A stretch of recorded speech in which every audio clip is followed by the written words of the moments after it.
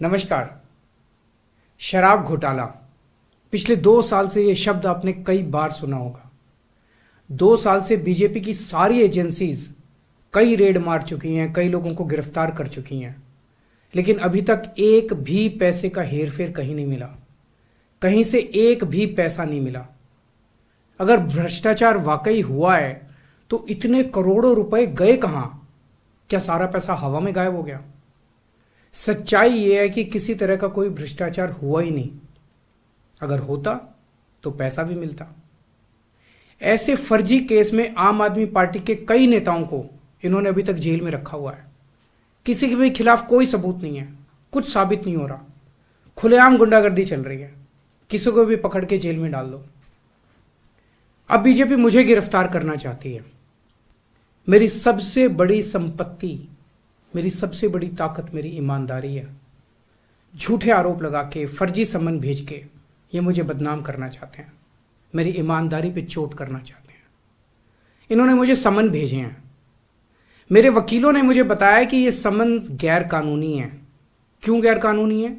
ये मैंने इनको विस्तार से लिख के भेजा है। मैंने बताया है कि उनके सम्मन कैसे गैर कानूनी है, लेकिन उन्होंने मेरी एक भी बात का जवाब नहीं दिया।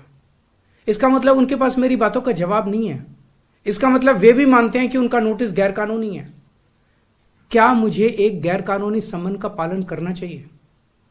अगर कानूनी रूप से सही सम्मन आएगा तो मैं पूरा सहयोग करूंगा। बीजेपी का मकसद जांच करना तो है ही नहीं। इनका मकसद तो लोकसभा चुनाव में मुझे प्रचार करने से रोकना है। ठीक लोकसभा चुनाव के पहले इन्होंने मुझे सम्मन भेजा है। क्यों? इस जांच को चलते 2 साल हो गए। अभी ठीक लोकसभा चुनाव के पहले मुझे क्यों बुलाया जा रहा है? पहले क्यों नहीं बुलाया? सीबीआई ने मेरे को 8 महीने पहले बुलाया था। मैं सीबीआई में गया था, उनके सारे जवाब भी दिए थे। लेकिन अब ये लोग ठीक लोकसभा चुनाव के 2 महीने पहले मुझे बुला रहे हैं। तो बीजेपी का मकसद कोई पूछताछ करना थोड़ी है।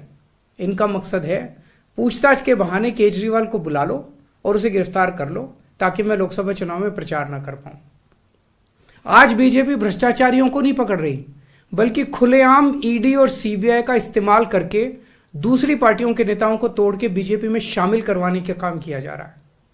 एक नहीं, 2 नहीं, कितने उदाहरण हैं जहां किसी पार्टी के नेता के खिलाफ ईडीआई सीबीआई के मामले चल रहे थे या उन पर गंभीर आरोप लगे हुए थे।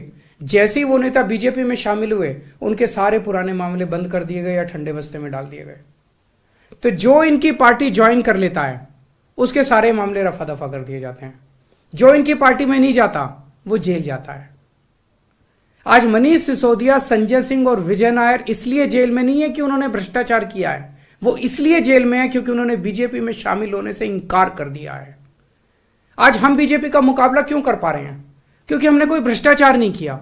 अगर हमने जरा सा भी गलत काम किया होता तो दूसरे भ्रष्टाचारी नेताओं की तरह आज भी हम बीजेपी में शामिल हो चुके तो होते आज तक। इस तरह देश के ईमानदार नेताओं को जेल में डाल के और भ्रष्टाचारियों को अपनी पार्टी में शामिल करवा के ऐसे तो देश आगे नहीं बढ़ सकता। ये क्या चल रहा है? ये जो कुछ भी चल रहा है बहुत खतरनाक है। ये हमारे जनतंत्र के लिए बहुत गलत है। इसे रोकना होगा। मैं हमेशा देश के लिए लड़ा हूं।